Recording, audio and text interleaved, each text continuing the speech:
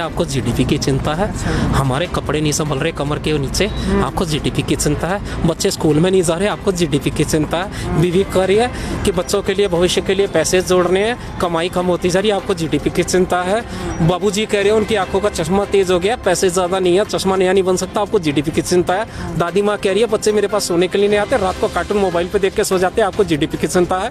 प्रधानमंत्री कहता है मैं अपनी बीवी के साथ कभी सोया नहीं, मैंने बच्चे पैदा नहीं किए और देश के लोग मेरे को आज देशद्रोही बोल रहे हैं, आपको जीडीपी की चिंता है। वो बार बार आपको समझाने की कोशिश कर रहा है, मंकी पार्ट चल रही है, आपको जीडीपी की चिंता है। और उस भ्रष्टाचार की बीमारी में इस साल 2 लाख लोगों की अंत्येष्टि हुई है।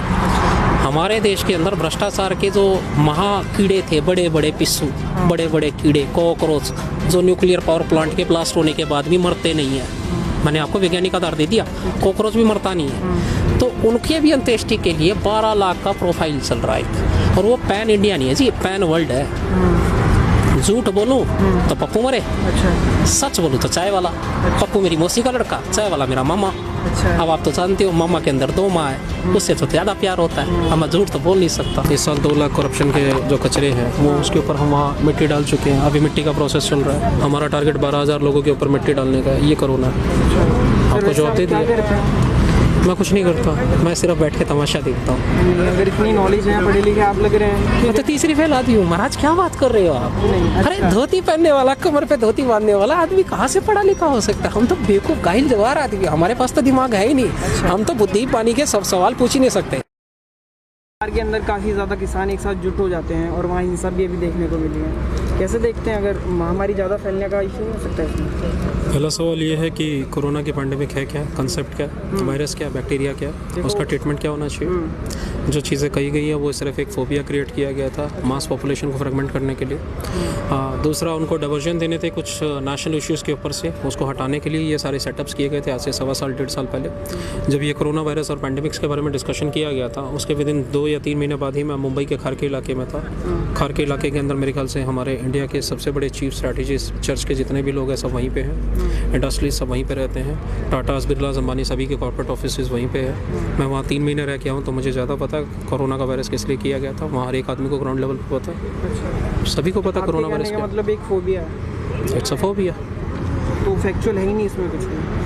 आप पूरे देश में 1000 एम्बुलेंस चलाते रहो सुबह से शाम तक लोगों के कान में हूँ करते हुए, और लोगों को बार बार 1000 बार पूरे दिन में 24 घंटे में हिट कीजिए अलग अलग चैनल से, कोरोना है, कोरोना है, कोरोना है। कोरोना क्या है? आपने कहा कोरोना नहीं है, लेकिन इस हिसाब से जो पिक्चर्स आती हैं, चाहे गंगा जी के अंदर इतनी लाशें हों या फिर शमशान के अंदर इतनी सारी बॉडीज एक साथ जलाने की बात उठी हो, तो करप्शन के अंदर सफाई करने को कोरोना बोलते हैं, ये मेरा डेफिनेशन है। अच्छा। इस साल 2 लाख करप्शन के जो कचरे हैं वो उसके ऊपर हम वहाँ मिट्टी डाल चुके हैं। अभी मिट्टी का प्रोसेस चल रहा है। हमारा टारगेट 12,000 लोगों के ऊपर मिट्टी डालने का है। ये कोरोना आपको जवाब दे दिया। मैं कुछ नहीं करता, मैं सिर्फ बैठ के तमाशा देखता हूँ। अगर इतनी नॉलेज है, पढ़े लिखे आप लग रहे हैं। मैं तो तीसरी फेल आदमी हूँ महाराज, क्या बात कर रहे हो आप? अरे धोती पहनने वाला, कमर पे धोती बांधने वाला आदमी कहाँ से पढ़ा लिखा हो सकता है? हम तो बेवकूफ गाहिल जवार आदमी, हमारे पास तो दिमाग है ही नहीं। हम तो बुद्धि पानी के सब सवाल पूछ ही नहीं सकते। हमारी तो इतनी औकात है कि हम केवल धर्म पे सवाल करें, सुबह से शाम आपको घंटी बजाने के लिए कहे, रात को बोले जय श्री राम, फिर चुपचाप सुबह उठ के 5 बजे फिर जय श्री राम का नारा लगाए, फिर राम जन्मभूमि की बात करें, फिर मंदिर बनवाए। प्रति व्यक्ति आय की बात तो हम कभी करेंगे नहीं।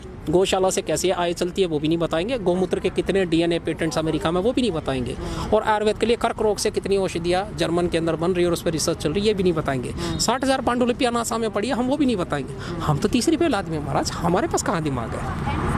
लेकिन आप ऐसे बोल रहे हैं इंटरनेशनल लेवल पे इतनी बड़ी बीमारी कैसे, मतलब इसको वो लोग भी गलत कह रहे हैं, जो चाहे कोई भी देश हो, जैसे आपने बोला ये एक फोबिया है और कुछ नहीं है, तो कैसे देखते हैं, कैसे डिपेंड? देखिए मैं आपको एक चीज़ बताता हूँ। रोज़ आपके कान में मैं फूंक के जाऊँ सुबह सुबह, अच्छा बे तू मरने वाला है, बे तू मरने वाला है, बे तू मरने वाला है। 365 दिन तक अगर मैं आपको टीवी से कहूँगा तो आपको लगेगा नहीं हाँ शायद तो कुछ हो गया कि मरने वाले हम। और रोज़ सुबह से शाम तक आपको चिताएं जलती दिखाऊंगा तो कुछ तो डर लगेगा।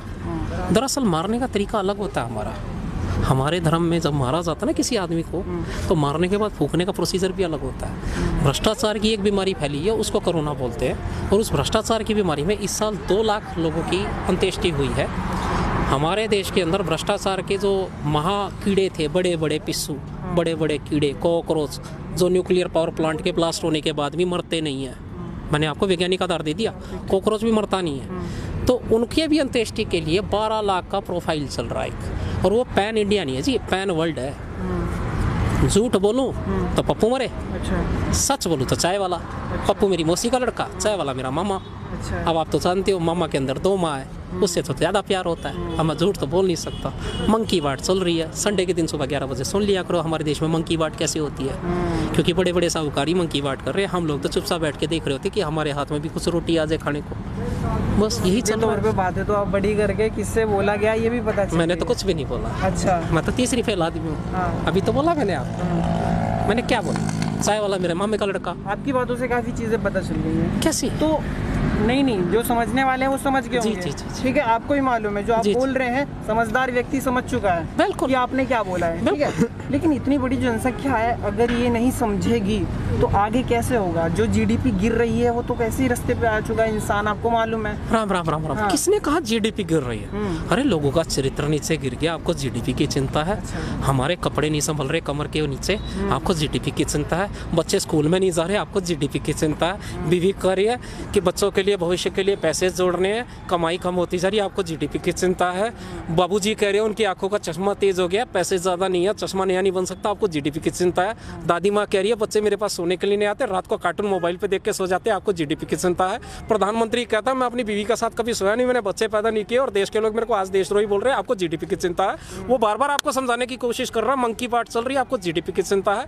पत्रकार बार बार हमको समझाने की कोशिश कर रहा है कि किसान देशद्रोही है और हम सड़क के ऊपर 6 महीने से बैठे, आपको जीडीपी की चिंता है। आपको किस चीज़ की चिंता है, हमारी या अपनी?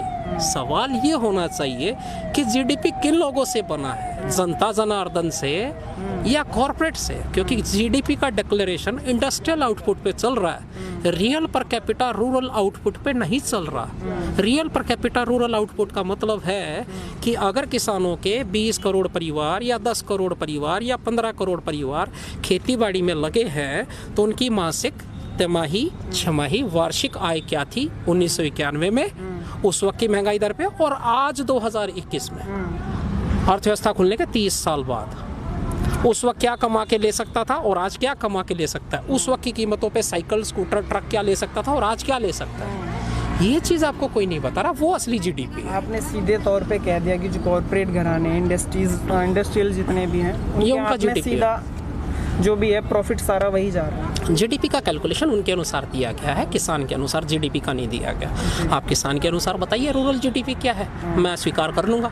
आप किसान के अनुसार बताइए कि किसान की बेटियों की कितनों की शादी हो सकती है उस वक्त की कमाई में और आज की में, मैं जीडीपी स्वीकार कर लूँगा। आप किसान के अनुसार बताइए कि उस वक्त में कितना सोना खरीद सकता था उस वक्त की आय में और आज की आय में, मैं जीडीपी स्वीकार कर लूँगा।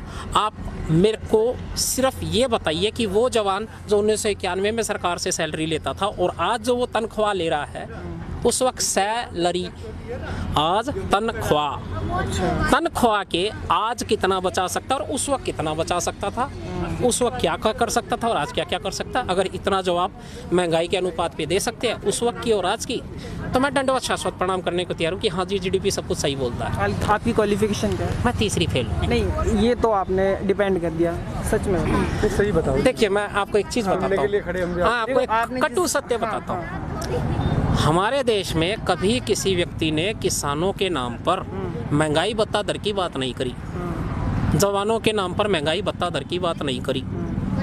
अगर हर साल ग्रोथ इंडेक्स दिखाना है देश का जीडीपी का, तो इंडस्ट्रियल आउटपुट दिखाया जाता है, रूरल आउटपुट नहीं बताया जाता, रूरल प्रोडक्शन नहीं बताया जाता।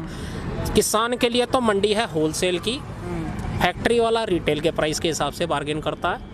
क्या कभी फैक्ट्री वाले ने बोला कि भाई इस गांव में मैं 10,000 मोबाइल फ़ोन बेचने आया हूँ, ठीक है 1600 रिटेल का प्राइस है, 10,000 खरीदोगे तो मैं 800 में दूंगा? कदे कई किसी ने भाई बुरा लगता हो तो भाई मान जाना, हाथ जोड़ू हूँ, पर मैं गांव के हिसाब से सोच रहा हूँ इस वक्त। कदे किसी साहूकार ने कही भाई वो कौन सा है जो कीड़ा अंडरवियर बेचा गया 100 का 150 का, कदे किसी ने न्यू कही भाई 150 रुपये का कच्चा है, जगह में 20,000 कच्चे एक साथ खरीद लो या 10,000 खरीद लो तो वह 100 रुपये वाला कच्चा में 50 में देने तैयार हूँ। कदे कही किसी ने भी आज तक आपको ये नहीं बताया कि वो होलसेल मंडियाँ सिर्फ आपका माल खरीदने के लिए, उनका नहीं।